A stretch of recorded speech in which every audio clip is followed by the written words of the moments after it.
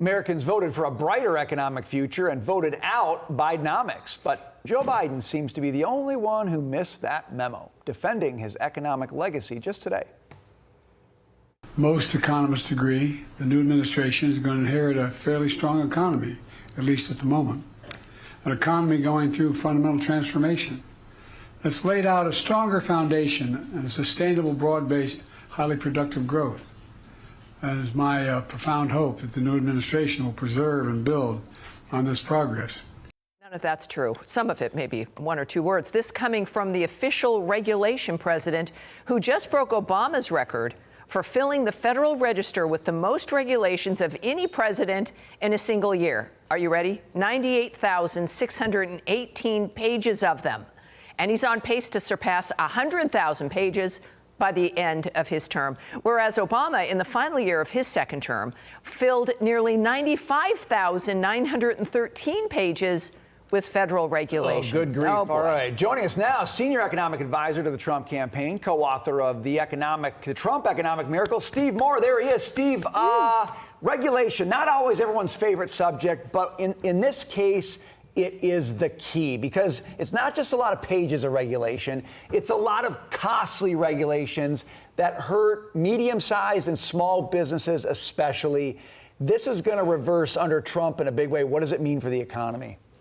Yeah, well, you're exactly right, Brian. I mean, by some estimates, the regulatory state is a $2 trillion additional tax on the American economy. $2 trillion on top of all the taxes that we pay. By the way, when I first came into Washington in the late Reagan years, you know, there were about 50,000 pages of the Federal Register. Now, if I look at your numbers right, it's close to 100,000. So we've doubled the size of the regulatory state with all these rules. And you made another good point, by the way, that, you know, oftentimes the big businesses, the big corporations like regulations. You know why? Because it makes them more competitive. They can absorb the costs. A small business can't. So it plays in the favor of the big guys, and the little guy gets crushed.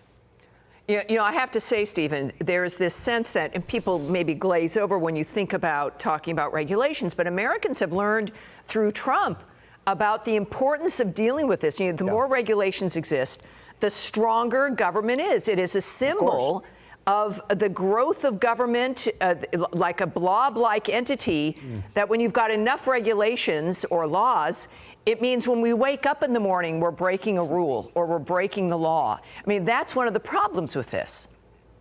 I think one of the regulations that really infuriated people the most was when the federal government started telling people what car they can drive. Yes, and that they can't use gas stoves. Things that hit them right in the pocketbook and right at home. Right. Because people are saying, wait a minute, you know, the federal government is telling me what I can put in my kitchen. I mean, whatever happened to keep the government out of the boardroom and the bedroom. But I want to, if I may, you know, I'm so angry about this speech that Biden gave today, acting as if he's handing the football off to a great economy.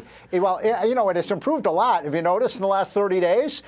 Did you see what happened with the new numbers from the National Federation of Independent Business? Yeah, the small business confidence went way up. Consumer confidence has gone way up. The stock market has gone way up. But I think that Biden will go down in history as a very unsuccessful president, probably the worst president in my lifetime because of the 3 Ds: debt, deficits, and declining incomes for the middle class. Such a good point. I want to move to this, Steve, with you. Canada's Justin Trudeau now promising to retaliate if Trump goes through with his proposed 25% import tariff. Yes, so in response, Trump gave a masterclass on trolling with his Truth Social post. Quote, "It was a pleasure to have dinner the other night with Governor Justin Trudeau of the great state of Canada." I just love this man.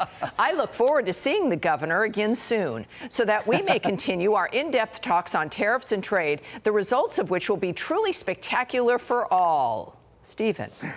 Well, this is classic Trump. It really is. It's like, you know, calling the prime minister of North Korea Rocket Man. He's so clever at these terms. But, you know, when I was growing up, there was a famous book by Alex Haley called In High Places, a real classic. And it was about, will Canada become another U.S. state. But I think the point that Trump is making, though, is important. Look, if you want zero tariffs, you can become part of the United States. We don't have tariffs. Canada doesn't. I mean, California can't put a tariff on Oregon. We're a 50-state free trade zone. And he's also saying, look, keep the drugs out of the U.S. Help us fight the war against fentanyl, and we won't put a tariff on. I mean, what's so difficult about that? Yeah, it's not difficult. I think Trudeau understands this. Nobody's been home in the United States for 4 years, and they're now being reminded that Daddy is in fact back. All right, Steve Moore, thank you so much. It's going to be an exciting 4 years.